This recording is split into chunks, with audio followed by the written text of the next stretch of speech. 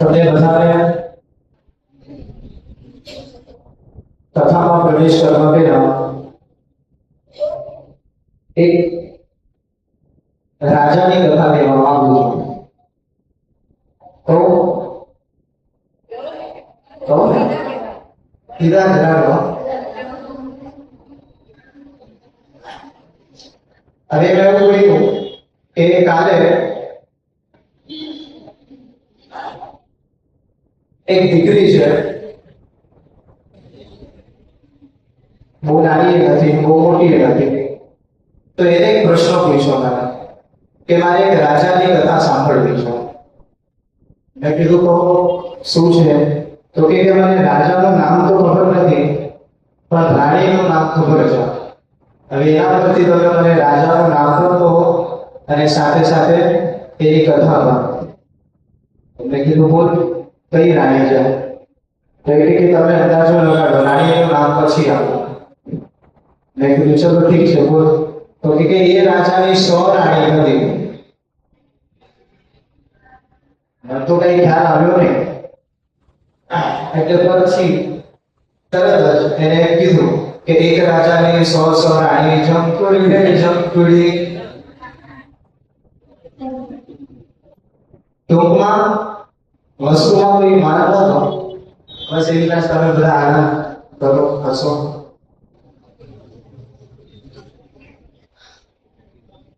આ આનંદ, આ હસવાનું કારણ હવે આપણા પાસે કેટલા દિવસ રહ્યા? એક સમય હતો જ્યારે આપણે કહેતા કે આજે આપણે બીજા દિવસમાં પ્રવેશ કરીએ, ત્રીજામાં, પાંચમામાં, 10મામાં, અને હવે એ ગણતરીઓ ગણવી પડે છે કે હવે 2 દિવસ રહ્યા, 1 દિવસ રહ્યો, અને આ હશે અમાસ.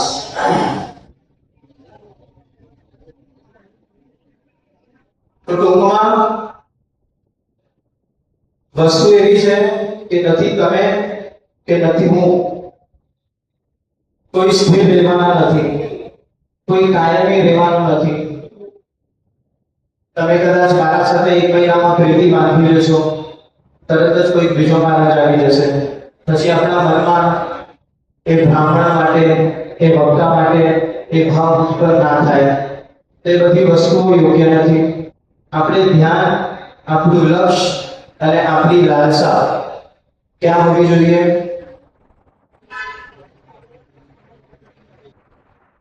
બે જ વસ્તુ પર. એક તો ઈશ્વર પ્રત્યે, જે કોઈનાથી બંધાયેલો નથી, કોઈનાથી બંધાવાનો છે. કોઈના કહેવાથી આપણી ભક્તિ એના પર વધવાની નથી. ઈશ્વરની ઈચ્છા હશે તો જ આપણી ભક્તિ વધશે. અને પછી બીજી વસ્તુ છે જ્ઞાન. કયું જ્ઞાન? હું હંમેશા સ્પષ્ટ રૂપથી કહું છું કે હું જે આ 1 મહિનો બોલું છું ને, એ જ્ઞાનને પણ તમે પડતું મૂકજો, ચાલશે. મારી બધી જ વાત ખોટી માન્ય રાખું છું, પણ પ્રયત્ન કરજો કે એક સાચી વાત તમે તમારા પુરુષાર્થથી ગ્રંથમાંથી બહાર કાઢો. તો કયા જ્ઞાનની વાત છે? ગ્રંથોના જ્ઞાનની વાત.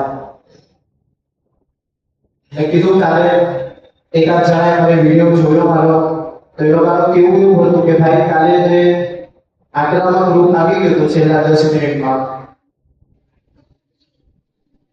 એ જ વસ્તુ આજની કથામાં આવેલી મારા વાંચવામાં. કદાચ કોઈથી એનું પ્રવચન આપું ના આપું કોઈ નક્કી નહીં, પણ એમાં એવું હતું કે કૃષ્ણ સ્પષ્ટ રૂપથી યુધિષ્ઠિરને કહે છે કે તારું બળ એ તારી સૈન્ય છે. કોઈ પણ રાજાનું બળ અગર જો હોય ને તો એની પ્રજા છે.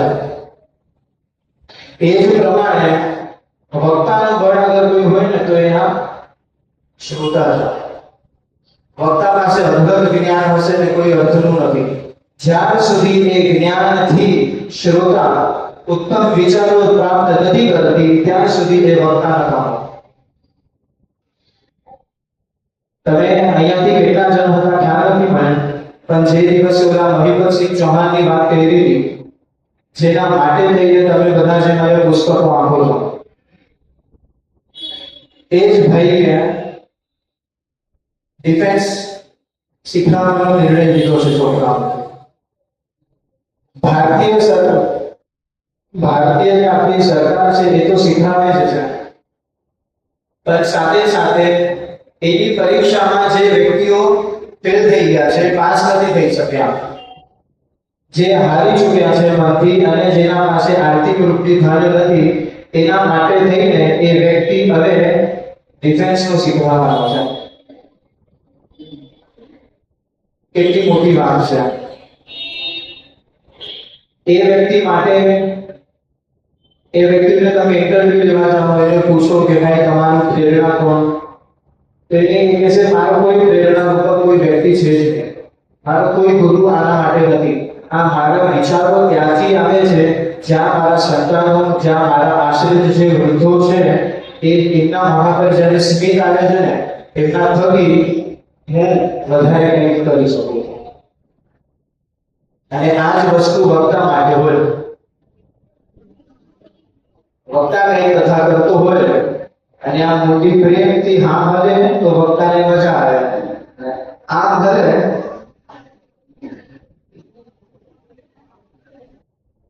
તો ટૂંકમાં કહેવાનો ભાવ એટલો, 2 દિવસ રહ્યા છે, ગણતરીના દિવસો છે. હવે એ ગણતરીના દિવસે આપણે છેલ્લા 2 દિવસનો ડિસ્કાઉન્ટ ઓફર ચાલુ કર્યું છે. લાભ લેવો છે. ઓફર છે છેલ્લા 2 દિવસ, કાલે અને પરમ દિવસે. લાભ લેવો છે? લેવો છે? હા, તો જેને લાભ લેવો હોય એ ચીઠી પધરાવી જજો. આમાં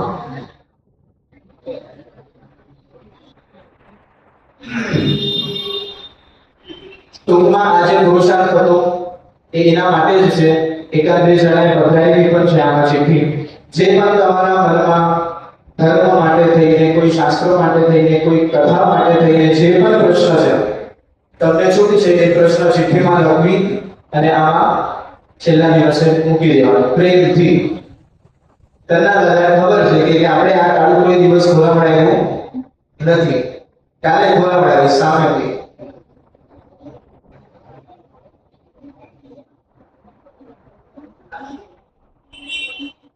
બધા ખૂબ મનથી ભાવથી ભક્તિ કરજો.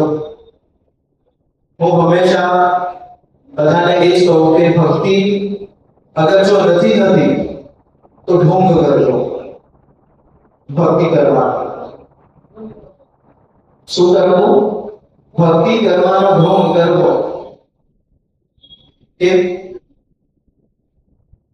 કારણ કે એ ઢોંગ જ એક માત્ર તમારો આધાર બનશે જેના થકી તમે ભક્તિ કરી શકશો.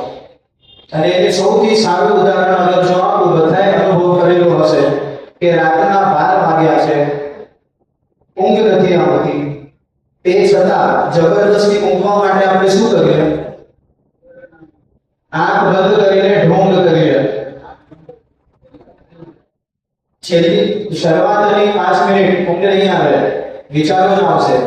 10 મિનિટ વિચારો જ આવશે, પણ એક ક્ષણ આવશે કે ધીમે ધીમે તમારો શ્વાસ શાંત થશે, વિચારો શાંત થશે અને ક્યારે તમે સૂઈ જશો ને ખબર નહીં પડે. અનુભવ રહેલો છે આ વસ્તુ. એ જ પ્રમાણે જો ભક્તિ નથી થતી તો ભક્તિ કરવાનો ઢોંગ કરો.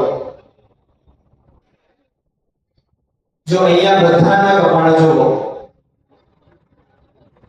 અહીંયા જેટલા તમે બેઠા છો સ્ત્રીઓને છોડીને, અને પણ એ સ્ત્રીને છોડીને જેને ચાંદલો લગાડ્યો છે, બાકી બધાના કપાળમાં જો કોઈના કપાળમાં ચાંદલો નથી છે. મંદિરમાં આવીએ છે, અહીંયા તો મળશે જ મુક્ત કા ચંદન કિસમેરે. ટૂંકમાં અહીંયા તો મળશે જ, પણ આ બધું કહેવાનો અર્થ તમને એટલો જ છે કે પેલા બાળક પાસે જુઓ, બોલો જો પાછળ બેઠો ને એના પાસે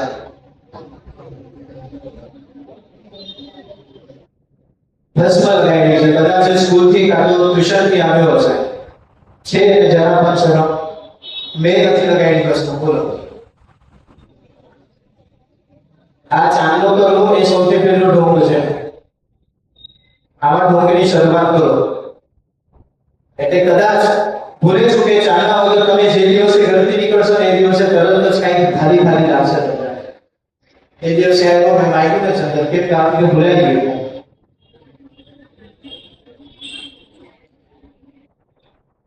હાલો, આપણે આગળ પ્રવેશ કરીએ. ઘણી બધી વસ્તુઓ છે.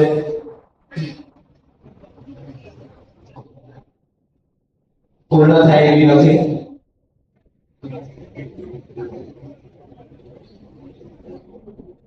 इससे ज्ञान बहुत है, इससे ज्ञान बहुत है।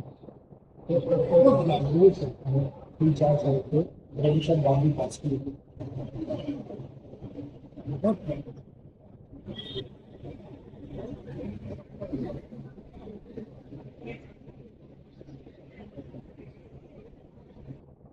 મહાભારત ગ્રંથ શક્ય હતું એટલી બધી વસ્તુ આપણે અહીંયા ક્યાંક ને ક્યાંક ધ્યાનમાંથી કાઢીને આપવાનો પ્રયત્ન કરવો છે. હવે આ 2 દિવસમાં અશક્ય બહારની વસ્તુ છે કે આપણે હજી તો યુદ્ધ પણ ચાલુ નથી થયું, છેલ્લે સુધી નથી પહોંચી શકવાના, પણ અમુક જે મુખ્ય છે, જે આપણે આ યુદ્ધ છે, યુદ્ધના દરમિયાન જે ગીતાનું જ્ઞાન મળ્યું, એ અભિમન્યુની જે કથા છે, એની જે આખ્યાન છે, એ જોશું. અને એ જોયા બાદ પછી અંતિમના અમુક સંવાદો છે, કૃષ્ણ અને અર્જુનના, સંજય અને કૃષ્ણના, એવા ઘણા બધા સંવાદો છે જે વાંચવા જેવા છે. ત્યારે દાદાએ મને કીધું કે 2 દિવસનું મહાભારત વાંચું છે. સારું લાગ્યું મને. એ ક્યાંક એકલો તો બોલાયો અને આપણે બધા શૂન્ય પાઠ કરીશું. કાલે આપણે મહાભારતની કથા ક્યાં વિરામ મૂકી હતી? તો કે યુદ્ધના નિયમો બધા નક્કી થઈ ગયા હતા. બંને પક્ષ એકબીજા સાથે આક્રમક રૂપથી તૈયાર થઈ ગયા હતા. હવે અહીંયા મહાભારતના અંતર્ગતનો જે ક્રમ છે, એ ક્રમ જરાક આપણે સમજશું એટલે આપણને ખ્યાલ આવે. હવે પહેલા દિવસે પણ કીધું હતું કે મહાભારત એ કોઈ સીધા પાટાની કથા નથી. આડા-અવળા ચરિત્રો અહીંથી ત્યાં અને અહીંથી ત્યાં આવ્યું છે. તો અહીંયા ભીષ્મ પર્વના અંતર્ગત શ્રીમદ ભગવદ ગીતા પર્વ આવે છે. જે સમય પર ધૃતરાષ્ટ્ર અહીંયા સંજયને પૂછે છે કે મને પહેલા દિવસથી વૃત્તાંતથી આ બધી જ ઘટના કહો, તો એ સમય પર અહીંયા સંજય વ્યાસ છે કે એવી રચના કરી છે કે પહેલા દિવસથી બતાવવામાં આવ્યું નથી. તો સૌથી પહેલા અહીંયા શું મૂકવામાં આવ્યું?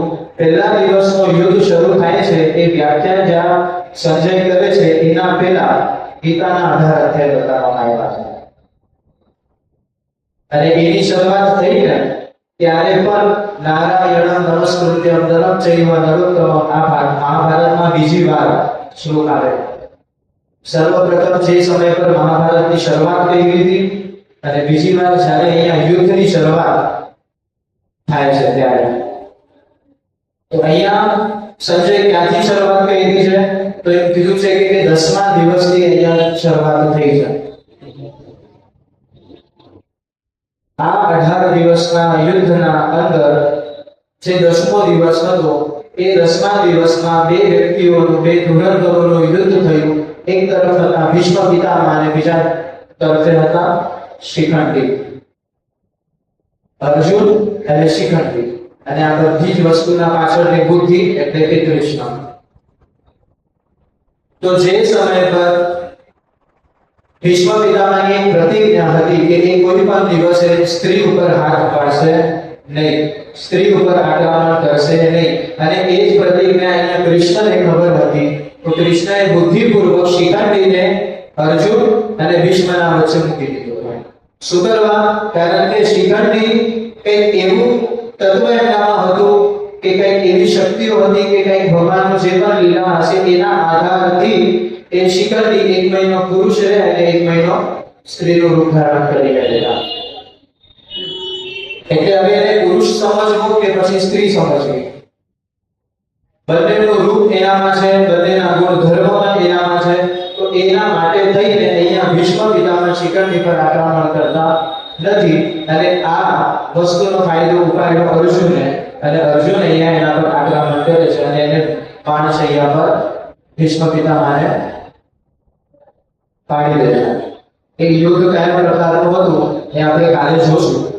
પણ આ વસ્તુ આટલી અહીંયા ઘટના સંજયને બતાવી ગઈ અને આ ઘટના જે સમય પર ધૃતરાષ્ટ્ર સાંભળે છે એ સમય પર ધૃતરાષ્ટ્ર કહે છે કે આ બધી વસ્તુ તમે મને કીધી તો હવે મને વિસ્તારપૂર્વક કહો કે પહેલા દિવસથી અમારા કૌરવોએ કઈ કઈ રણનીતિ બનાવી હતી, પાંડવોએ કઈ કઈ રણનીતિ બનાવી હતી, અમે ક્યાં ઢીલા પડ્યા જેથી આ વસ્તુ થઈ ગઈ. તો ત્યાં ધૃતરાષ્ટ્ર સંજયને 50 પ્રશ્નો પૂછે છે. ખાલી કહેવા માટે નહીં કે 50 પ્રશ્નો પૂછ્યા, ભણ્યા છે. ધૃતરાષ્ટ્ર અહીંયા સંજયને 50 એવા પ્રશ્નો પૂછે છે જેથી એ સંજય વિસ્તારપૂર્વક જવાબ આપે. હવે અહીંયા સંજયના જવાબ વધારે મહત્વપૂર્ણ છે કે પછી ધૃતરાષ્ટ્રના પ્રશ્નો? જવાબ તો પછી આવ્યો, પહેલા શું આવ્યું? પ્રશ્ન આવ્યો. જો આટલા બારીકાઈથી ધૃતરાષ્ટ્રે એ 50 પ્રશ્નો પૂછ્યા જ ન હોત ને તો સંજય આટલી બારીકાઈથી જવાબ આપી જ ના શક્યો હોત. તમારા મનમાં બારીક સવાલ, એકદમ બારીકમાં બારીક સવાલ પણ ક્યારે ઉત્પન્ન થાય? જ્યારે તમને એના પ્રત્યે કંઈક જાણવાની લાલસા છે. અને તમારામાં જેટલી લાલસા હશે, તમારામાં જેટલી એ આતુરતા હશે કે નહીં આ મને જાણી લેવું છે, એટલી જ આતુરતાથી તમને સામે મળશે. પછી એ સંજય હોય તો એ ભલે, અને શ્રોતાના માટે વક્તા હોય તો એ ભલે, પિતા માટે એનો બાપ હોય તો એ ભલે, શિક્ષક માટે એનો ગુરુ હોય તો એ ભલે. તમારી કઈ રીતની પાત્રતા છે, તમારે કઈ રીતની વસ્તુઓ જોડે છે એ પરિપૂર્ણ કરવા માટે અહીંયા કુદરત તમને સામે એ વ્યક્તિ પણ આપી દેશે, એ પિતા પણ આપી દેશે, એ વક્તા પણ આપી દેશે, બધી જ વસ્તુ મળશે. શાહરુખ ખાનને યાદ કરવાનો ટાઈમ આવે આવા ટાઈમમાં. શાહરુખ ખાન કહે ને કે કોઈને બહુ હૃદયથી પ્રેમ કર્યો હોય તો આખી કુદરત પણ એને મળવા માટે આપણા માટે યોજનાઓ બનાવે, હે ને? તો આ વસ્તુ શું છે? જેવો તમારો ભાવ હશે ને એ જ પ્રમાણમાં કુદરત તમારા માટે બધી વસ્તુઓ નક્કી કરશે. તમે એ બધી વસ્તુ છોડી દો. ખાલી મારો ઉદાહરણ લો તો શું કે જે તે સમય પર હું 4 વ્હીલર લઈને આવું છું ને અહીંયા મને પાર્કિંગ મળે જ છે. બહુ અનુભવની વસ્તુ છે. હું નીકળું ચૈનાના રસ્તાને એસપી રોડ પર ચડું કે કોઈ દિવસ પાછળથી આવું તો ત્યારે મારા મગજમાં એ જ હોય કે ભાઈ બીજા બધાના મન છે કે ભાઈ પાર્કિંગ મળશે કે નહીં મળે. શરૂઆતના 2-4-5 અઠવાડિયા દિવસની વાત છે, પછી તો ખાતરી થઈ જ ગઈ મને કે ગાડી લઈને નીકળીશ એટલે પાર્કિંગ નું મને મળવાનું છે. એટલે તમે તમારા પાસે જેવો ભાવ હશે એવા ભાવ રૂપથી ઈશ્વર તમારા માટે બધી પ્લાનિંગ કરી દેશે.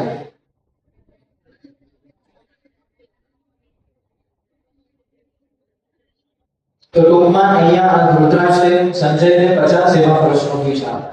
આપણે 50 પ્રશ્ન જાણવા નથી, પણ અમુક પ્રશ્ન જાણી લઈએ. કે સૌથી પહેલા પ્રશ્ન પૂછ્યો કે ભીષ્મ પિતામહ રથ પરથી નીચે કઈ રીતે પડ્યા. આપણા મનમાં આવ્યું? એ જ કહું છું, પ્રશ્ન આવશે તો જ કથા સમજાશે, વગર પ્રશ્નની કથા લગાવી રહેશે. પછી એ થશે કે હું વાત કરીને જતો રહ્યો, મહિલાનો ખોટો મારો અને તમારો હવે કાલથી નવો અકાઉન્ટ,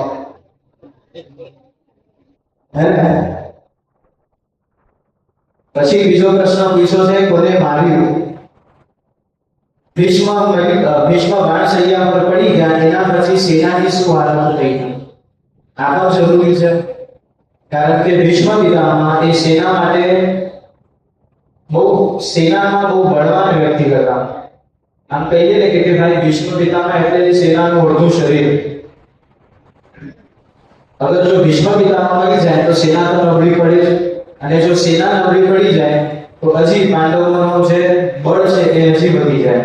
એટલા માટે થઈને અહીંયા ધૃતરાષ્ટ્રે આવા બધા પ્રશ્નો પૂછ્યા છે કે જ્યારે બાણશૈયા પર પડી ગયા ત્યારે આપણી જે કૌરવ પક્ષની જે સેના છે એની શું હાલત થઈ એ બધી વસ્તુઓ મને કહો. જે સમય પર અર્જુને ભીષ્મને બાણ માર્યું એ સમય પર ભીષ્મના મનમાં કયા વિચારો હતા એ પણ મને કહો. કેમ? કારણ કે સંજય પાસે એવી શક્તિ છે કે એ જે પણ વ્યક્તિ છે એના મનની વાતો જાણી શકે. ઘણી બધી એવી વસ્તુઓ પૂછે અહીંયા કે ભીષ્મ પિતામહના આગળ કયું સૈન્ય હતું, પાછળ કયું હતું, ડાબે કયું હતું, જમણે કયું હતું, કઈ સેના નબળી પડી જેથી અર્જુને આક્રમણ કર્યું. ભાઈ તમારી જરૂર પડશે સંજયભાઈ.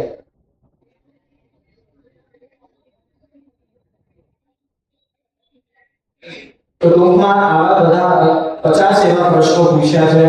દુર્યોધન ક્યાં હતો, સૌથી મુખ્યમાં પછી કૃષ્ણ ક્યાં હતો, આ બધા જ પ્રશ્નો પૂછ્યા પછી અહીંયા સંજય વૃત્તાંતમાં બધી વસ્તુ પ્રારંભ કરે છે. પણ ક્યાંથી પ્રારંભ થઈ? તો 10મા દિવસથી, અને એ 10મા દિવસથી કૃષ્ણ અને અર્જુનના માધ્યમથી અહીંયા વ્યાસજી આપણને ભગવદ ગીતા સ્વરૂપે એક પ્રસાદી આપે છે. જે પ્રમાણે ભાગવતમાં 10મો સ્કંદ એ ભાગવતનું હૃદય કીધું છે, એ જ રૂપથી આ મહાભારતનું હૃદય એટલે કે આ ભગવદ ગીતા. અમુક લોકો એમ કહે છે કે ભાઈ ગીતા એ કાદવમાંથી ઉત્પન્ન થઈ છે, એટલે કે કાદવ કોને કહેવામાં આવ્યું? મહાભારત. શું મહાભારત તમને કાદવ લાગે છે? નથી લાગતી ને? તો આજ પછી અગર જો કોઈ બોલે ને તો પ્રેમથી બે આપી દેજો, જરાય ના નથી. કારણ કે તમે બોલશો તો એ તો સમજવાનું નથી, કેમ કે આટલા 30-40 વર્ષથી એ બધી જે મૂર્ખતા એ વ્યક્તિના મગજમાં સ્થિર થઈ ગઈ છે, એ કઈ 5-10 મિનિટમાં નીકળવાની નથી. તો એ એક પડશે ને પછી આ જીવન યાદ રહેશે. ભલે તમને માને કે ના માને, તમારી વાત સાચી માને કે નહીં માને, પણ એના મનમાં એક પ્રશ્ન તો કાયમ માટે રહેશે કે આ માર્યું એટલે એનું કંઈ કારણ હશે, પછી એ પણ પ્રયત્ન કરશે. તો ટૂંકમાં આ જે ભગવદ ગીતા છે એ કોઈ કાદવમાંથી બહાર આવી નથી. જો અગર ભગવદ ગીતા વિષય અગર હું કહેવાનો પ્રારંભ કરીશ તો ચોક્કસપણે આજનો દિવસ આપણે અહીંયા પતી જશે. અને પતી જાય એમાં પણ કોઈ લોભ નથી મારો. કેમ? કારણ કે કંઈક સારી વસ્તુ જ મળશે આપણને ગીતાના માધ્યમથી. તમને ખ્યાલ હોય કે ના હોય, પણ ગીતા એ મારો એકદમ મન જહીનો પ્રસંગ છે. આમ મજા આવે. મારા મંદિરમાં પણ ભગવદ ગીતા મેં મૂકીને રાખી છે. વાંચું છું બીજી એ નથી વાંચતો, એ પૂજા કરવા માટે રાખી છે. પણ ટૂંકમાં એટલી પ્રિય છે મને આ ભગવદ ગીતા, એટલે હું એ વસ્તુને સ્કીપ નહીં કરીશ. કેમ? કારણ કે મુખ્ય જ્ઞાન તો ત્યાં જ છે. વ્યાસજીએ ઘણી બધી કથાઓના માધ્યમથી આપણને કંઈક ને કંઈક શીખવાડ્યું છે, અને કૃષ્ણએ અહીંયા સ્પષ્ટ રૂપથી જ બધી વસ્તુઓ આપણને કહી દીધી છે.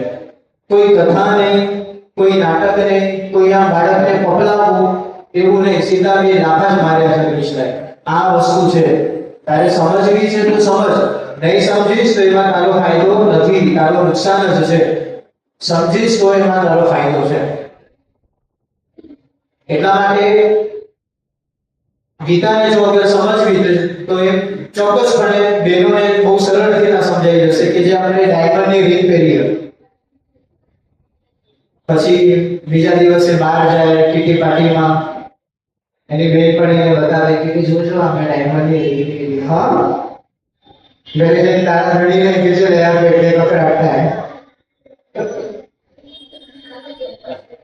તો ટૂંકમાં જ્યારે બહેનો એમ કહે કે અમે ડાયમંડની રીંગ લીધી છે, તો કોઈ દિવસ એ લક્ષમાં રાખ્યું છે તમે કે એમાં આપણને ડાયમંડ બહુ ઓછી જગ્યાએ દેખાશે, પણ બીજી આજુબાજુમાં જે વધારે દેખાય ને એ કદાચ સોનું હશે. દેખાવામાં, વજનમાં સોનું વધારે હોય, પણ આપણે કહીએ શું? ડાયમંડની રીંગ લીધી. કેમ?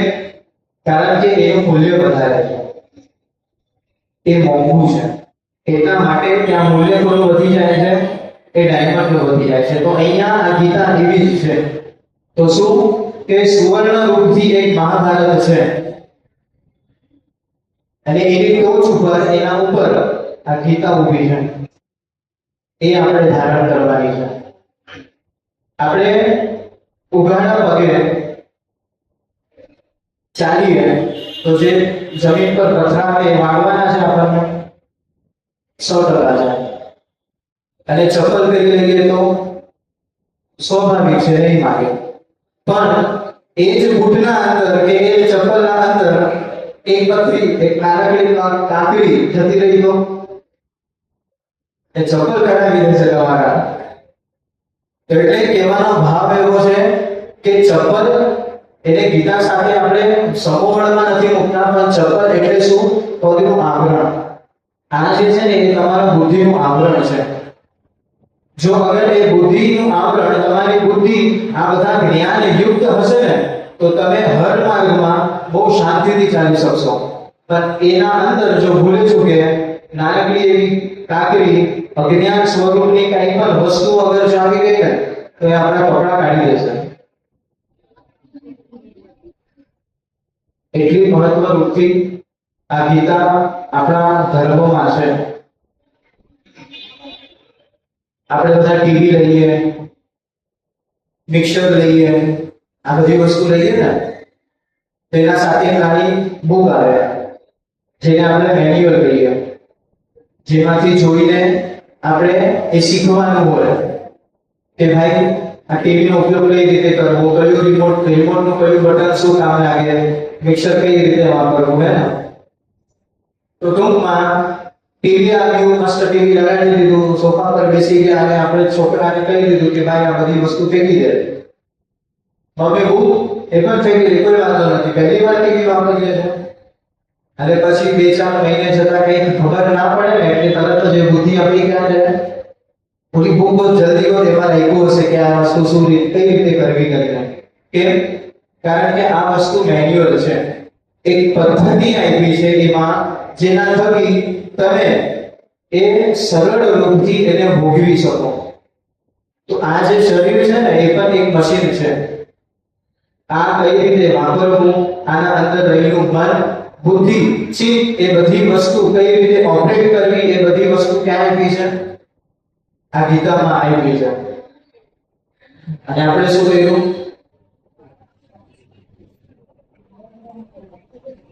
હે કેટલા પ્રેમથી હા પાડો છો? તાતી કરશો?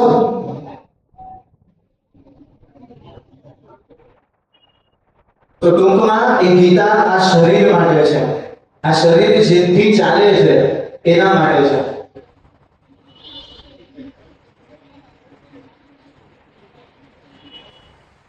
આખી ગીતા આપણે નહીં સમજી શકશું, પણ ટૂંકમાં એટલી વસ્તુ સમજી જઈએ કે ગીતા એટલે શું. ભગવદ ગીતાને અગર જો અમુક જ શબ્દોમાં એક લીટીમાં અગર જો વર્ણવી છે, ચલો શબ્દ બહુ અઘરું પડશે આપણને, એક લીટીમાં અગર જો ગીતાને વર્ણવી હોય તો આપણે શું વર્ણવશું કે ગીતા એ શું છે?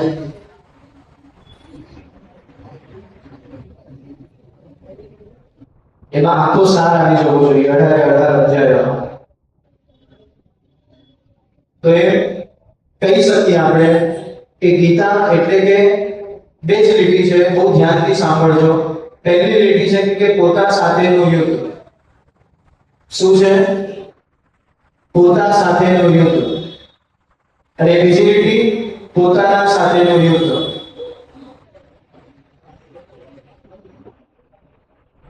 લાઈટ ચાલુ થઈ અંદર થઈ ને?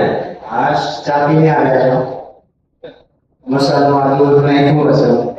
તો ટૂંકમાં શું કીધું અહીંયા? પહેલી લીટી કઈ હતી?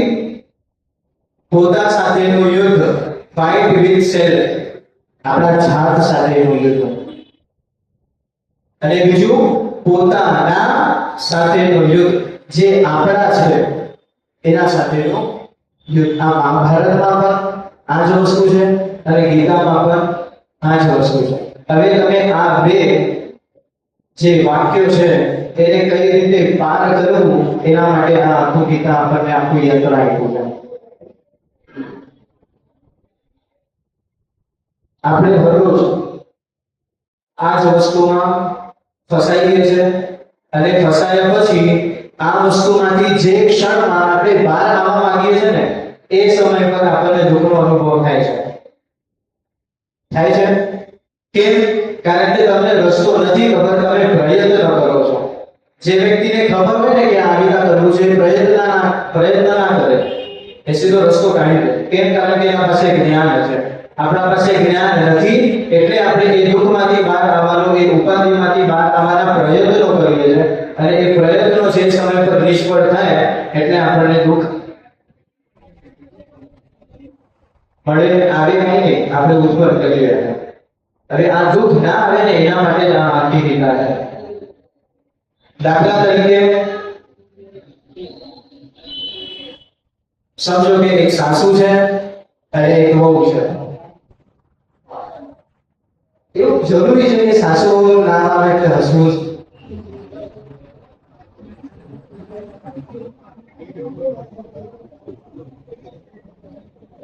વિચારો કેટલી સારી જોડી હશે આ કે રામ રેખા સાથે જ હસવું આવી જાય.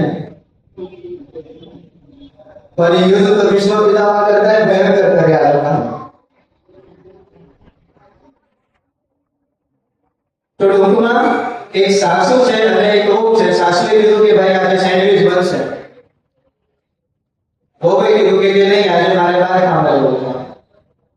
આવી રીતે 4-5 દિવસ સુધી બંને વચ્ચે ચર્ચા ચર્ચી થઈ.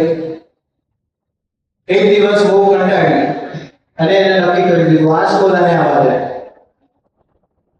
ઓલો બિચારો થાકીને ઘરે આવે છે, બેડરૂમમાં આવીને કપડાં બદલે છે એટલે પાછળ ડોલી ગઈ કે આજે તો તમારી મમ્મીએ હદ કરી દીધી કે મને આટલા દિવસથી આ વસ્તુ ખાવી છે, મને ના નથી, મને રોકે જ છે, કોઈ દિવસ હજી હા પાડી નથી એ તમારે. ટૂંકમાં આવી અમુક નાની નાની વસ્તુઓ જે સમય પર થાય અને એક ક્લેશ, એક કંકાશ એ વહુના માધ્યમથી ક્યાં પહોંચે? એ દીકરા સુધી પહોંચે. હવે અહીંયા વસ્તુ સમજવા જેવી છે. દીકરા સુધી કેમ પહોંચી? કારણ કે એ પહેલા પગથિયે હારી ગઈ. પહેલું પગથિયું કયું? પોતા સાથેનું યુદ્ધ. આટલા દિવસોથી એ પોતાના મગજમાં જ યુદ્ધ કરતી હતી. હું કહું ના કહું, સાસુને શું જવાબ આપું, શું કરું, કઈ રીતે વર્તન રાખવું, આ બધી વસ્તુઓ શું થઈ? મગજમાં એનું જાત સાથે એક યુદ્ધ ચાલુ થઈ ગયું વિચારોમાં. હવે એમાં જ્યારે આ સ્ત્રી આ બહુ હારી ગઈ એટલે એને હવે ઓલાને કીધું અને એ કહેશે કોને? એની માને. એટલે થશે શું? પોતાના જન સાથેનું યુદ્ધ ત્યાં ઘરમાં ઊભું થઈ જશે. સમજાયું? હા. અમુક વસ્તુ અમુક સમયે સાસુને બહુ અમારા કામો વગેરે કરી દેતી હોય, અરે સરળ કરી દેતી હોય, જેથી તમને બધાને આ વસ્તુ સમજવા મળે, બીજું કાંઈ નહીં. તો ટૂંકમાં આ બે યુદ્ધ જે સમય પર આપણે હારી જઈએ ને એ સમય પર મહાભારત થાય અને એ જ પહેલું પગથિયું છે. પહેલો પગથિયામાં આપણે હારીએ નહીં એટલા માટે થઈને આ આપણે ગીતા વાંચવી જોઈએ. ગીતા એટલે સવાલો આપણા અને જવાબો કોના? કૃષ્ણના. ઉપાધિ આપી, ઉપાયો કોના? કૃષ્ણના. વિષાદ આપણો, હે ને? મુસીબત આપણે જ ઊભી કરીએ, મુસીબતમાં આપણે જ ફસાઈ જઈએ અને એમાંથી બહાર નીકળવું આપણે નહીં એટલે આપણે એકદમ સાવ અપંગ થઈ જઈએ કે હવે કરીએ શું. તો વિષાદ આપણો અને રસ્તા કોના? તો શ્રી કૃષ્ણના. અને પછી આપણે અજ્ઞાની અને જ્ઞાન કોનું? સિમ્પલ છે. અને જીવન આપણું અને સારથી કોણ? અગર જો આ સારથી તમે નબળો રાખશો તો પછી કોઈ વસ્તુ માર્ગ નથી. આગળ અગર જો સમય મળશે તો આપણે જોશું. એક અંશ એનો આવી ગયો છે સારથીનો, તો વસ્તુ વાત કરી દઉં તમને કે જે સમય પર અહીંયા યુધિષ્ઠિર દ્રોણાચાર્યને પગે લાગવા જાય છે કે હું યુદ્ધમાં તમને મારી નહીં શકીશ, ત્યારે તમારી પરમિશન વગર તમે મારા ગુરુ છો, તો એ સર્વપ્રથમ પગે લાગવા જાય છે. પગે જે સમય પર લાગે છે ત્યારે દ્રોણાચાર્યને કહે છે કે તું પગે લાગવા આવ્યો ને તે હું ખુશ છું, તો હા એ વસ્તુ હું આપીશ. તો ત્યારે અહીંયા યુધિષ્ઠિર પૂછે છે કે હું તમને પરાસ્ત કરી શકીશ નહીં, મારામાં એટલી શક્તિ નથી કે હું તમને હરાવી દઉં, તમારું વધ કરું, પણ તમે જ તમારા વધનો ઉપાય મને આપો. અને ત્યારે દ્રોણાચાર્ય ઉપાય આપે છે. તો શું ઉપાય આપે છે? તો એમાંથી આ એક કથા છે કે અમુક સમય આવું થશે, એ સમય પર સારથી બદલાશે, અને જે સમય પર સારથી બદલાશે એ સમય પર તું આક્રમણ કરે છે. આવા સારથી માટે થઈને બે કથાઓ આવી છે આમાં. એટલે ટૂંકમાં જો સારથી નબળો હશે તો આ બધી વસ્તુ થશે. આપણે સારથી કોને બનાવીએ છીએ? બધી જ વસ્તુ આપણને ખબર છે. તો આમાંથી પસાર થવા માટે એમ કીધું છે ને કે કાલે જ મેં કીધું તમને બધાને કે અગર જો મોક્ષ મર્યા પછીની વસ્તુ છોડી દો, જીવતા જીવની જ વાત કરવી છે આપણે, તો શું કીધું તું? પઠંતી યજ્ઞયંતી ચ આચરયંતી તથૈવ ચ. આ ત્રણ રસ્તા છે. એના પછી તો કેટલી બધી વસ્તુઓ અહીંયા કીધી છે, અસંખ્ય વસ્તુ છે. ગીતાના હર એક અધ્યાયોમાંથી, ગીતાના હર એક શ્લોકમાંથી આપણને સાર મળે છે, અનેકો પ્રકારના સાર મળે છે આમાંથી. તો કેવું? તો તરત જ કીધું કે ત્યાગા શાંતિ અનંતરમ. આ એક સુક્તિ છે, એક સાર છે. આખી ગીતા નહીં સમજો, આ એક સાર સમજી જાઓ. શું? ત્યાગા શાંતિ અનંતરમ. સૌથી વધારે શાંતિ ત્યાગમાં જ છે, અને એ જ ત્યાગ આજના સમયમાં આપણને સૌથી વધારે અશાંત બનાવે છે. પછી બીજું શું કીધું? કરિષ્યે વચનમ તવ. આ કોના માટે છે?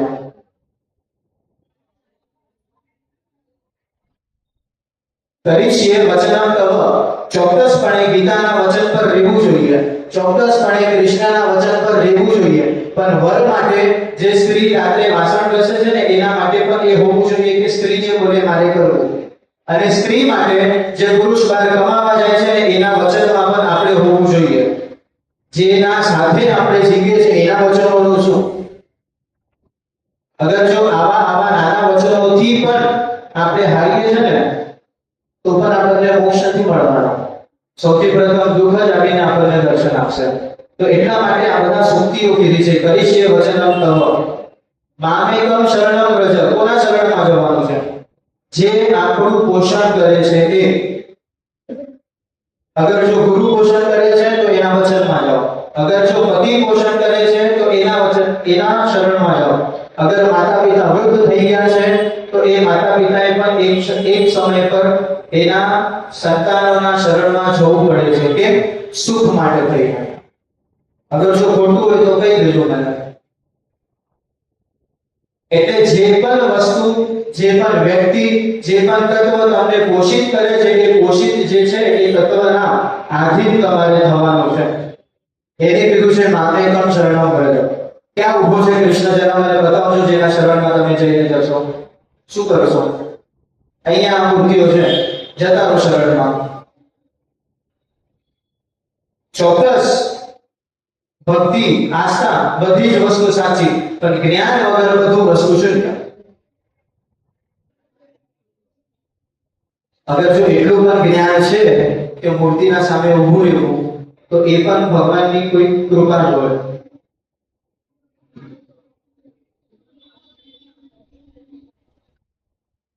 પછી કેટલી બધી આવી શક્તિઓ છે.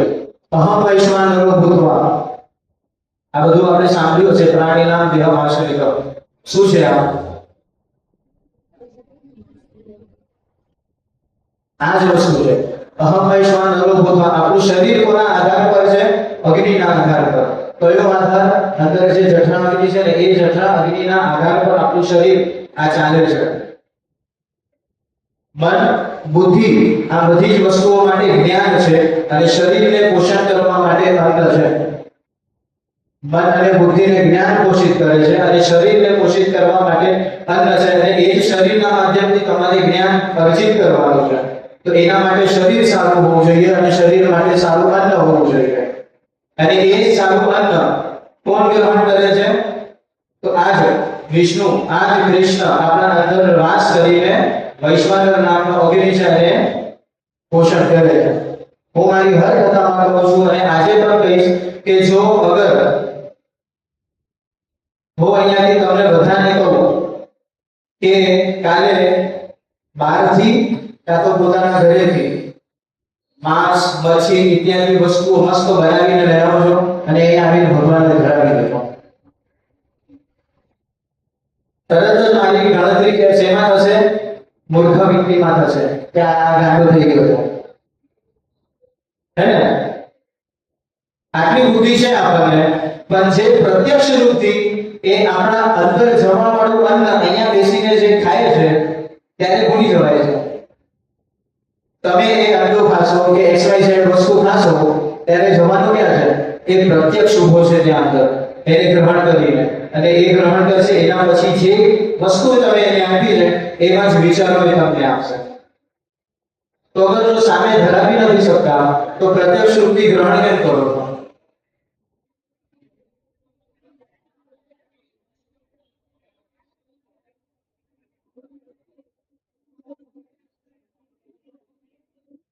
એક મહિનો ગીતા પર પ્રવચન ચાલી શકે આરામથી.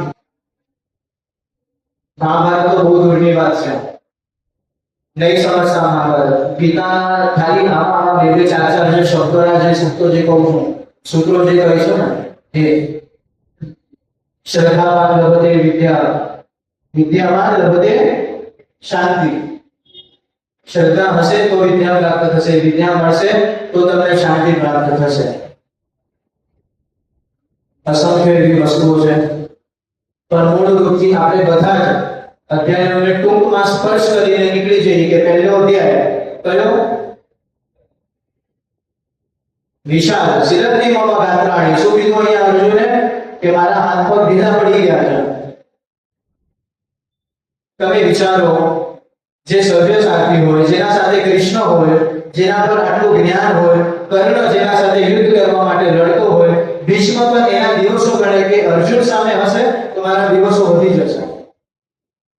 એવો અર્જુન અહીંયા ધીરો પડે? પડે. જે સમય પર આપણા વિચારો પર પ્રહાર થાય ને એ સમય પર આપણે નબળા પડી ગયા. અને આ વિચારો પર પ્રહાર ધૃતરાષ્ટ્રે કર્યો હતો.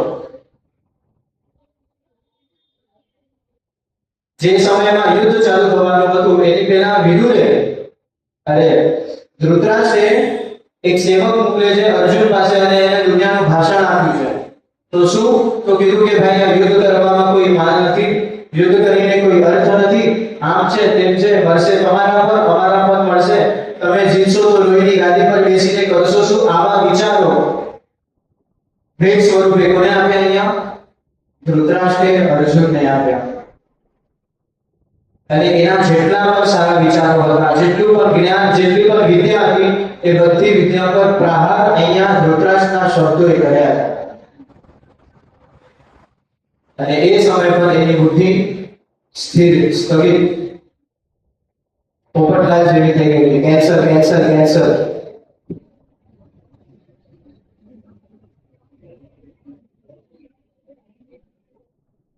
અને ત્યારે અહીંયા કૃષ્ણ એને બળ આપે છે એના જ શબ્દોથી.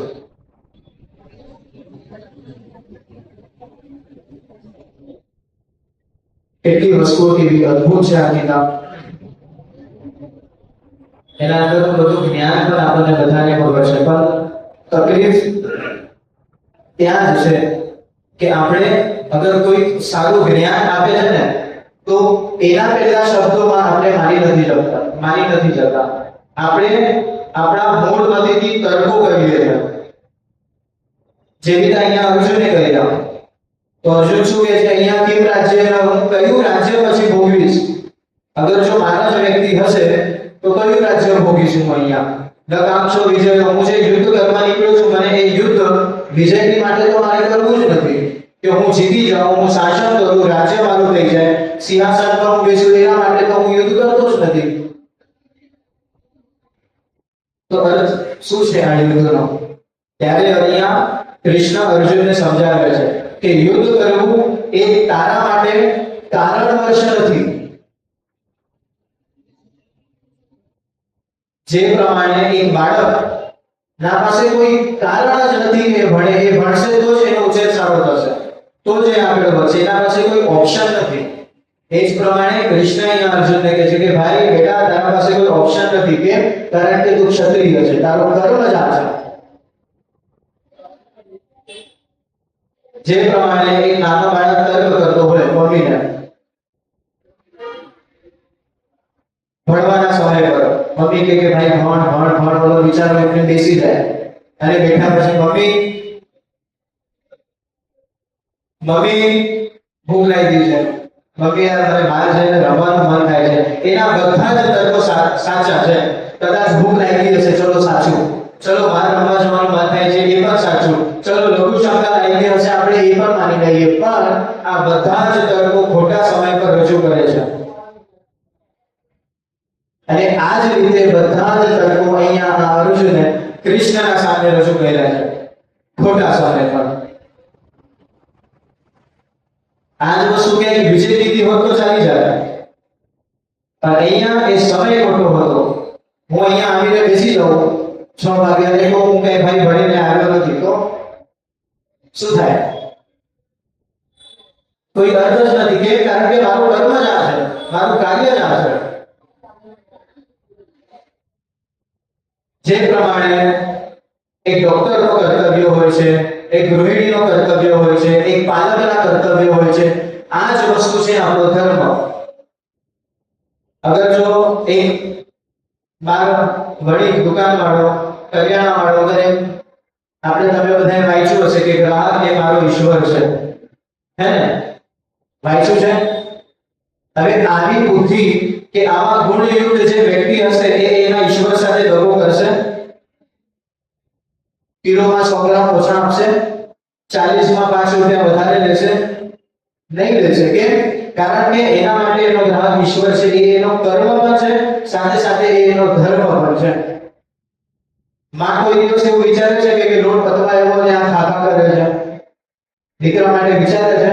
ઓલાને ખબર પણ નહીં પડશે, તરત જ નવો લોટ બંધાઈ જશે અને 5 બીજી રોટલીઓ ગરમ કરો ત્યાં જશે.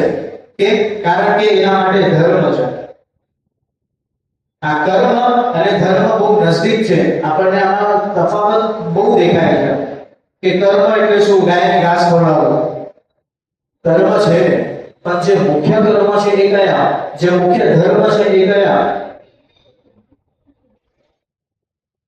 ધર્મ એટલે શું?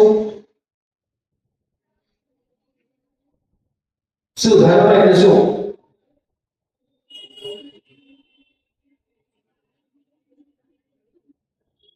એક જ સૂક્તિ યાદ રાખી દીધો કે સ્વધર્મસ્ય મૂલમ સર્વધર્મ. બધા જ ધર્મનો મૂળ શું છે? પોતાનો ધર્મ. આ સંજયભાઈ અહીં બેઠા છે, મંદિરનો આરતીનો સમય થશે 7 વાગે અને મોબાઈલ લઈને બહાર નીકળી જાય તો શું થાય? બેલેન્સ બગડી જાય ને મંદિરનું. એટલે શું કહેવાયું કે એ વ્યક્તિએ અધર્મ કર્યો અને ચોક્કસ નિત્ય 7 વાગે રેડી તો શું કહેવાય? ધર્મિષ્ઠ વ્યક્તિ છે કહેવાય ને? ખોટું ના લાગે? આજે તો એના પર જ બહાર ચાલ્યો છે સવારે. બરાબર છે?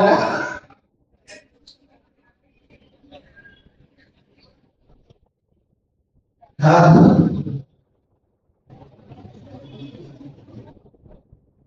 તો ટૂંકમાં આ વસ્તુ છે. પાપ અને પુણ્યમાં અટકી જઈએ છે. વ્યાસજી કેટલી મસ્ત સૂક્તિ આપી છે આપણને કે પરોપકારાય પુણ્યાય પાપાય પ્રપીડનમ. પુણ્ય એટલે શું? પરોપકાર કરવો. હર તમારાથી બીજા વ્યક્તિ પર પરોપકાર થવો જોઈએ અને એ જ પુણ્ય છે. કેટલું સરળ છે ને? આ પહેલી બીજી ધોરણનો છોકરો સમજી જાય. અને પછી પાપાય પરપીડનમ, બીજાને પીડા આપવી એ પાપ છે. કયા અર્થથી? હર એક એ અર્થથી. હું તો કહું છું તમે જાઓ છો 100 રૂપિયા અને ઓલો કહે છે કે નહીં ભાઈ 100 રૂપિયામાં જ આપીશ. તમે કહો નહીં ભૈયા છે મેરે को 80 में दे दो. ઓલો બિચારાને 20 રૂપિયા મળતા હશે, તમે માંડ 90 પર લઈ આવ્યા, 95 પર લઈ આવ્યા, 10 રૂપિયા મળશે. હજી પણ કર્યું તો 85 પર લઈ આવ્યા, 5 રૂપિયા મળ્યા બીજાને. આ શું કર્યું તમે? ક્યાંય એના મનમાં અપેક્ષા હતી વધારે, તો એ અપેક્ષાઓ કાપીને તમે એને થોડીક પીડા આપી. આપણે હસવાના સાથે બધી વસ્તુ સમજી શકીએ છીએ. એવું જરૂરી નથી કે ગંભીર થઈને જ સમજવું, કારણ કે ગંભીર થશો તો એ જ ક્ષણ સુધી સમજાશે. અને જેવા મંદિરથી બહાર ગયા એટલે વરસાદમાં બધું ધોવાઈ જશે. એટલે અહીંયા પહેલા અધ્યાયમાં અર્જુનને વિષાદ થાય છે. એ વિષાદ અહીંયા આ કૃષ્ણ બીજા અધ્યાયમાં સાંખ્ય યોગ રૂપથી દૂર કરવાના પ્રયત્ન કરે છે અને કહે છે કે ક્ષુદ્ર હૃદય દૌર્બલ્ય, તારું હૃદય આજે શુદ્રના જેવું કેમ વર્તે છે? તું ક્ષત્રિય છે પણ આજે તારામાં ગુણ શુદ્રના દેખાય છે. કેમ? કારણ કે આજે તને ડર લાગે છે. અને આ જ સાંખ્ય યોગ ટૂંકમાં અગર સમજીએ તો એ છે કે પોતાનું મિલન પોતાના સાથે. શું છે આ સાંખ્ય યોગ? પોતાનું મિલન પોતાના સાથે. જે સમય પર આપણે આપણા જાતને ભૂલીએ છીએ, આપણા સંસ્કારોને ભૂલીએ છીએ, આપણી શક્તિઓને ભૂલીએ છીએ, એટલે આપણે આપણા જાતથી અલગ થઈ જઈએ છીએ. અને જે સમય પર આપણે આપણા જાતથી અલગ થઈએ એ સમય પર આપણને દુઃખનો અનુભવ ચોક્કસ થવાનો છે. અને એ અનુભૂતિ ના થાય એટલા માટે થઈને અહીંયા અર્જુનને કૃષ્ણ એમ કહે છે તું જે છે તું એ જ રહે. તું તારા જાતથી દૂર ના થા. આ જ વસ્તુ છે અહીંયાથી કોના સાથે જોડાવું અને કોના સાથેથી દૂર થવું. અગર જો આ આવડી જાય તો આપણને જીવતા આવડી જાય. આપણે એમ કહેવાય કે લૌકિક જીવનમાં બે જીવન હોય, એક લૌકિક જીવન અને બીજું આધ્યાત્મિક જીવન. લૌકિક જીવન એટલે મનુષ્યથી મનુષ્યનો વ્યવહાર. આ મનુષ્યથી મનુષ્યના વ્યવહારમાં આપણને ડિસ્કનેક્ટ થતા એટલે કે એકબીજાથી દૂર થવામાં બહુ દુઃખ થાય છે, કાં તો બહુ અઘરું પડે છે. અને એ જ વસ્તુ આધ્યાત્મિકમાં ઈશ્વર સાથે જોડાવામાં અઘરું પડે છે. આપણે આને ઊંધું કરવાનું છે. કદાચ મનુષ્ય સાથે નહીં જોડાઈ શકશું પણ ઈશ્વર સાથે જોડાવામાં એ અઘરું હોવું જ ના જોઈએ. એકદમ સરળ હોવું જોઈએ, એકદમ સિમ્પલ, સીધું. એક ભજન સાંભળો આંખમાંથી પાણી આવી જાય. કેમ ના આવે? ત્યારે જ આવે જ્યારે તમારા મનમાં ભાવ ના હોય. અહીંયા આરતીમાં અમુક સમયે જોતો હોઉં છું કે અમુક વ્યક્તિ સાવ ઢીલા પડી જતા હોય. આરતી શરૂઆત થાય એટલે આમાં તાળીઓ વગાડશે અને અમુક એકદમ આમ શાંત થઈ જશે અને આંખ બંધ કરીને ઈશ્વર સાથે એકરૂપતાનો અનુભવ કરશે. અને કઈ રીતે? તો એમ કીધું કે જાણે અહીંયા બેઠા છે અને દ્વારકાના દર્શન થઈ જાય. આ એકરૂપતા હોવી જોઈએ ઈશ્વર સાથે. પણ આપણામાં એ ભરોસો નથી કે અહીંયા આંખ બંધ કરીને ઈશ્વરના દર્શન થાય. એટલે આપણે યાદ કરીએ કે ભાઈ દ્વારકા કોણ ગયું છે, હવે વિડીયો કોલ કરીને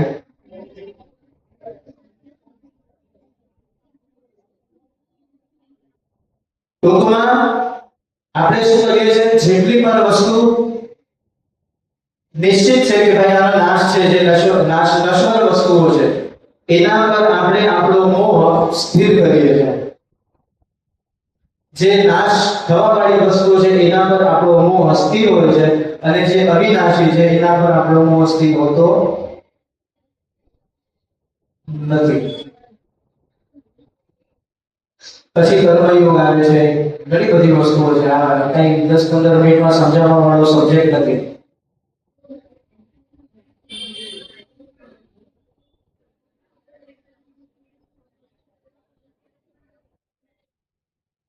આ કર્મયોગમાં ટૂંકા શબ્દોમાં બે તત્વોની વાત કરી છે અને આના આગળ પણ અમુક જે બધા અધ્યાયો છે, કર્મયોગ છે, કર્મ સંન્યાસ યોગ છે, કયા કર્મથી આપણે સંન્યાસ લેવો છે, તો કયા કર્મોથી? એ હર કર્મોથી જે કર્મોમાં આપણને આપણું મન બાંધે છે. બે તત્વો છે, મન અને બુદ્ધિ. આમાં સારું કોણ? મન કે બુદ્ધિ? ફસાઈ ગયા. બોલો. મન સારું, જે મન તે સાચું. તમે બધા મન. હાલ આપણે મનને એવું રાખીએ કે અહીંયા જેટલી પણ પબ્લિક બેઠી છે 90% માટે એવું છે કે મન સારું, એ 90% ખોટા.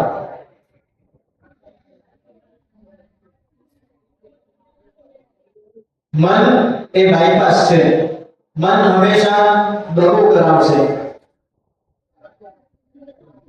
મન હંમેશા કર્મ તરફ નહીં લઈ જશે, કર્મના ફળ તરફ લઈ જશે તમને.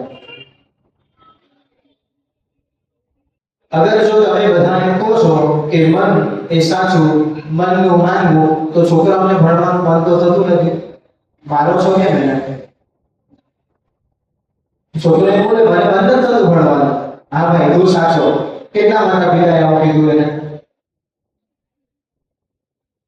મન હંમેશા મોહ તરફ લઈ જશે અને બુદ્ધિ હંમેશા જ્ઞાન તરફ લઈ જશે. આપણને મન થાય કે ભાઈ કંઈક સારું ખાઈ લઉં, પાણીપુરી ખાઈ લઉં, પીઝા ખાઈ લઉં, બર્ગર ખાઈ લઉં, થમ્સ અપ પી લઉં.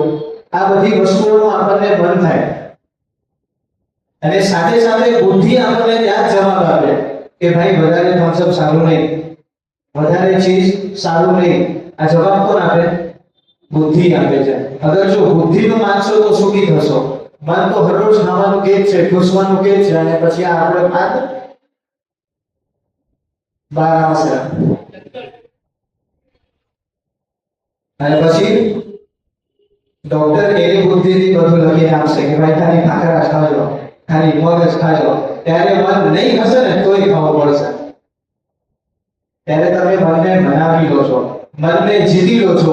કોના કાબુ, કોના મદદથી? બુદ્ધિના મદદથી. કેમ? કારણ કે ત્યારે તમને જ્ઞાન થઈ જાય છે. ત્યારે બુદ્ધિ શીખડાવે છે કે ભાઈ આ જે મગ છે, ખાખરા છે, એ બધી વસ્તુ સારી છે, ભાખરી છે, શુદ્ધ આહાર સારો છે, તારે આ જ ખાવાનું છે. તો એટલી તૈયારી આપણને બુદ્ધિ કરીને આપે છે કે આપણે મનને જીતી શકીએ. બાકી અન્યથા આ 10 ઇન્દ્રિયોને કાબુમાં રાખવા વાળું મન જ છે. પણ આ 10 ને ભેગી કરીને એક મનને આપણા આધીન કરવાનું છે. સુદામા કોણ હતા? મિત્ર તો ખરા, પણ ગુણની વાત કરીએ તો જીતેન્દ્રિય હતા. શું કહ્યું હતું?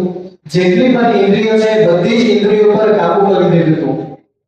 કોઈ દિવસ એવું મન ના થાય કે કઈ સારી વસ્તુ ખાઓ. પૈસો છે એ બધી વસ્તુ બીજી નંબરની છે, પણ કોઈ દિવસ એવો મોહ નથી થયો એમને કે કઈક ખાઓ. જે પણ વસ્તુ ખાય એ બધી જ વસ્તુ સમભાવમાં એમને લાગતી.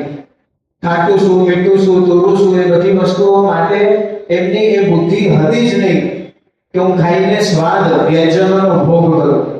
એને કહેવાય જીતેન્દ્રિય. એટલે કોઈ દિવસ વસ્તુ વિચારી જ નથી કે કૃષ્ણના સિવાય બીજી કોઈ સારી વસ્તુના દર્શન કરું, કઈ સારી વસ્તુ જોઉં. આંખને પણ એ સુખ આપવું જ નથી. કેમ? સુખ આપીશ તો મન વિચલિત થશે અને એ મન વિચલિત નહોતું થયું એનું જ એક કારણ હતું કે એ જીતેન્દ્રિય હતા. અને આપણે તારથી ના ઓલા જીતેન્દ્રનું ગીત છે એ યાદ આવે છે. જો વિદાયના સમયમાં થોડું મન ભાવુક થઈ જાય, થોડો ભાર આવી જાય, આપણે એવું બધું કરવાની કોઈ જરૂર નથી. હસી મજાકથી આપણે અવાજને ઉજવશું.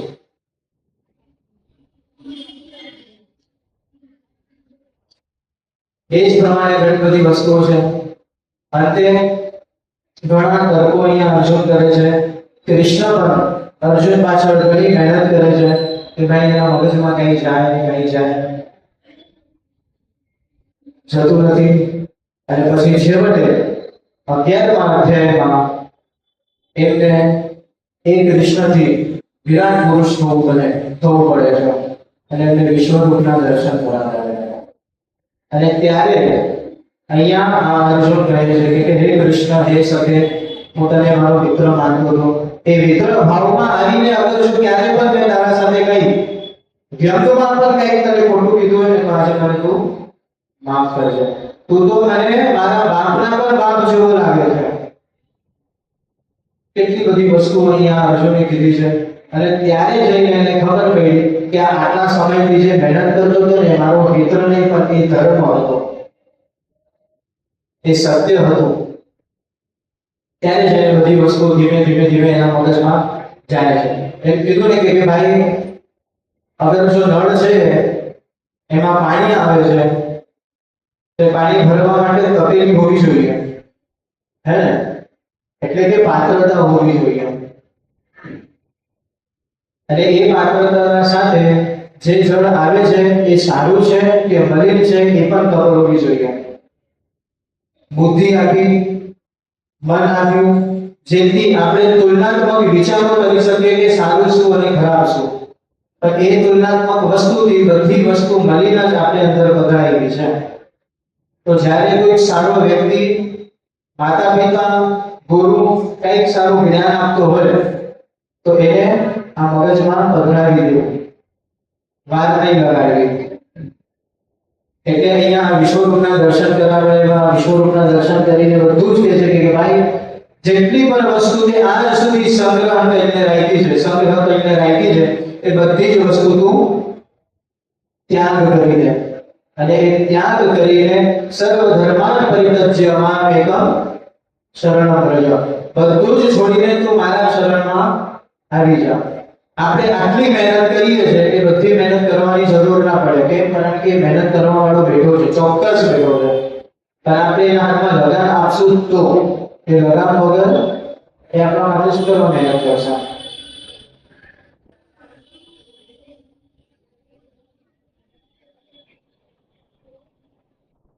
એક પ્રશ્ન હંમેશા ઉભો થાય એટલે હું બધાને કહું છું કે ગીતા આપણે આખી સાંભળી છે. એમાં કૃષ્ણ ભગવાનનું એક વાક્ય છે કે ધર્મ સંસ્થાપનાર્થાય સંભવામિ યુગે યુગે. કયો ધર્મની સ્થાપના કરવી? ધર્મ કોઈ એવી વસ્તુ કે એવી તત્વ નથી કે આજે આવ્યો કાલે ક્યાંક બીજે જતો રહ્યો, ક્યાંક ફરવા જતો રહ્યો, એને બોલાવીને બેસાડી દેવો. ધર્મ આવું નથી. તો કયા ધર્મની સ્થાપના કરવી છે અને સાથે સાથે ક્યાં? વિચાર આવે ને? પ્રશ્ન ઉત્પન્ન થાય. હવે આનો જવાબ કાલે ગોતી લાવો. હાલો,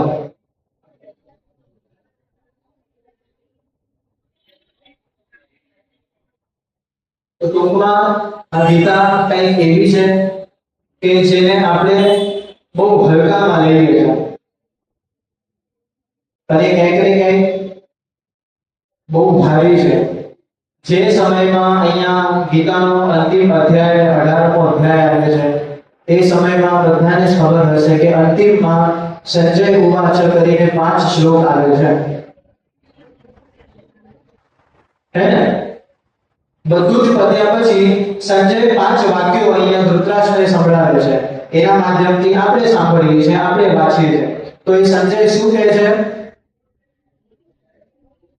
વધારે આપણે નથી પડવું આમાં. એક જ વસ્તુ કે આ જેટલું પણ જ્ઞાન અહીંયા આ કૃષ્ણએ અર્જુનને આપ્યું છે એ મને એવું પ્રત્યક્ષ રૂપથી લાગે છે કે ત્યાં કૃષ્ણ મને જ બોલ્યો છે. અને એ બધું જ્ઞાન અર્જિત કરવા પછી હે ધૃતરાષ્ટ્ર, આજ સુધી જે તમારા અન્ન અને તમારા પૈસાથી જે હું પોષિત થતો હતો એ તમારા ગુણગાન ગાતો હતો, પણ આજે સાંભળી લો. તો શું સાંભળી લો? તો ત્યારે જઈને અહીંયા છેલ્લે સંજય કહે છે કે યત્ર યોગેશ્વર કૃષ્ણ યત્ર પાર્થો ધનુર્ધર તત્ર શ્રી વિજય ઓર ભૂતિર ધ્રુવાણીતિર મતિર્મમ. હું સ્ટેમ્પ પેપર પર આમ લખીને આપી શકું કે જ્યાં જ્યાં કૃષ્ણ છે, જ્યાં જ્યાં અર્જુન છે, ત્યાં ત્યાં વિજય છે જ. અને એ અડગતા કેટલી? તો ધ્રુવ તારા જેટલી અડગતા. એટલા વિશ્વાસથી અહીંયા આ સંજય ધૃતરાષ્ટ્રને કહે છે, જો યુદ્ધનો માહોલ છે અને અહીંયા સંજય ધૃતરાષ્ટ્રને કહે છે કે હવે એ વસ્તુની ખાતરી થઈ ગઈ છે કે જ્યાં કૃષ્ણ અને અર્જુન છે ત્યાં જ જીત છે, એટલે તમે સમજી જાઓ કે તમારી જીત થવાની નથી. અને આ 18 અધ્યાય થઈ જાય. એ 18 અધ્યાય થવા બાદ અહીંયા મહાત્મય આપ્યું છે મહાભારતમાં, અને એમાં પણ ઘણી બધી વસ્તુઓ જાણવા જેવી છે. અમુક શ્લોકો છે એટલા બધા સારા છે કે ગીતા સુગીતા કર્તવ્ય અભિમન્યુ શાસ્ત્ર સંગ્રહે. ગીતા સુગીતા સૌથી ઉત્તમમાં છે ગીતા. ગીતા સુગીતા કર્તવ્ય, અગર ગીતાના માર્ગ પર તમે ચાલો છો તો કિમ અન્ય, બીજા શાસ્ત્રોની જરૂર જ શું છે? આ કોણ કહે છે? વ્યાસજી કહે છે કે કારણ કે તમે પદ્મનાભ એટલે વિષ્ણુ, કૃષ્ણને સાક્ષાત તમે ઓળખી ચૂક્યા છો. એ કૃષ્ણએ જ તમને સાક્ષાત માર્ગ આપ્યો છે, એના મુક્તિ જ કીધું છે, પછી તમને બીજા શાસ્ત્રોની જરૂર શું છે? સર્વ શાસ્ત્રમયી ગીતા સર્વદેવમયો હરિ.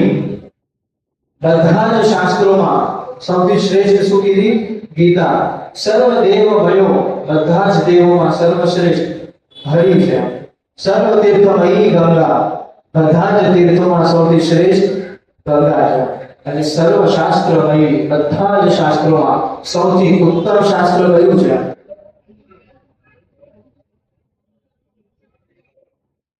આપણા માટે આજના સમયમાં સૌથી ઉત્તમ શાસ્ત્ર મહાભારત, અને વ્યાસના માધ્યમથી અગર જો કોઈ એને આપ્યું છે તો એ મનુસ્મૃતિ છે. અહીંયા લખ્યું છે સર્વ વેદમયો મનુ.